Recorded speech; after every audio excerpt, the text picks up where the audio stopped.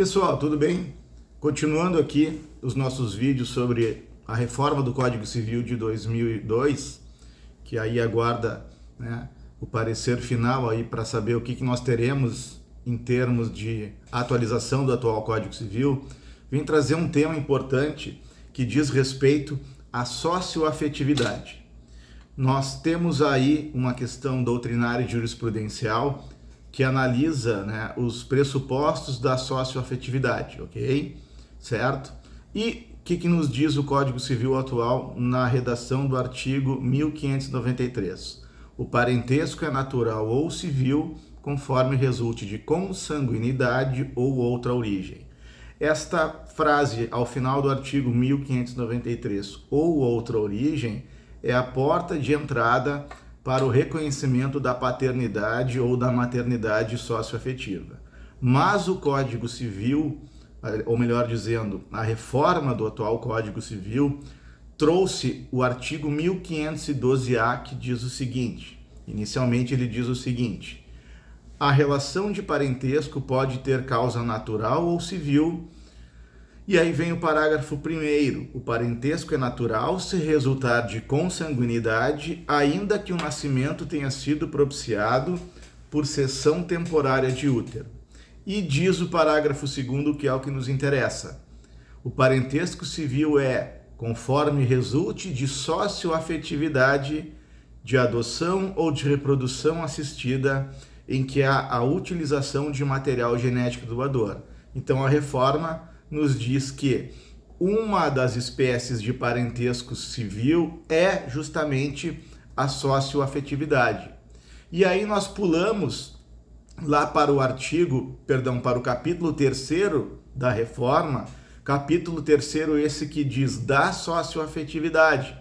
E nós encontramos o artigo 1617, letras A, B e C, que diz o seguinte: a inexistência de vínculo genético não exclui a filiação se comprovada a presença de vínculo de socioafetividade.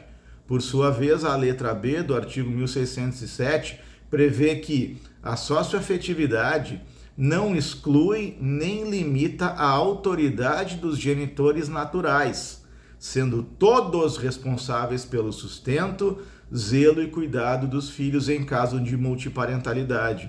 Então a multiparentalidade vem prevista na forma escrita pela letra B do artigo 1617. Ou seja, em havendo a socioafetividade, correto, todos serão responsáveis, pais naturais e socioafetivo, pelo sustento, pelo zelo e pelo cuidado dos filhos, aí então na forma da multiparentalidade. E por último, nós temos a letra C do artigo 1617, que é bem importante, que nos diz o quê?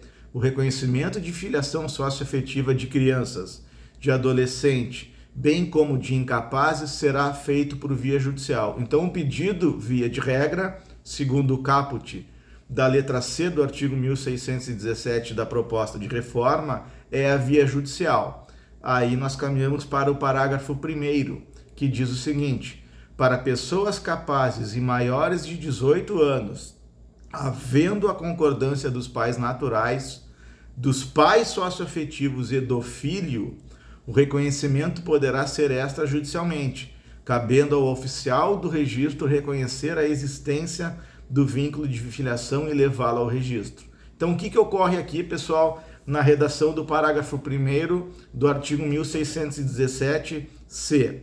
Se o filho socioafetivo, ele tem 18 anos ou mais e é capaz, se os pais naturais e se os pais socioafetivos, todos esses concordarem, é possível, então, o reconhecimento extrajudicial. Vejam que o verbo é poderá o reconhecimento ser feito extrajudicialmente. Ele não diz deverá. Então, o que a gente pode interpretar? Que pode ser feito extrajudicialmente, tanto como judicialmente, mas nessa hipótese todos envolvidos nessa relação têm que concordar. O pai, os pais socioafetivos, os pais naturais e o próprio filho socioafetivo. Mas se houver discordância, o que diz o parágrafo 2º? Em caso de discordância de um ou de ambos os genitores naturais, o reconhecimento da multiparentalidade poderá ser buscado judicialmente, correto? Então vamos ficar atentos, porque é muito importante o estudo dessas alterações para que, quando venha realmente, né, à tona esta reforma, esta alteração, nós já termos conhecimento do que o legislador está aí buscando alterar, certo, pessoal? Obrigado mais uma vez pela presença de vocês. Por favor, curtam o vídeo, compartilhem, façam comentários e seguimos aí com os estudos da reforma.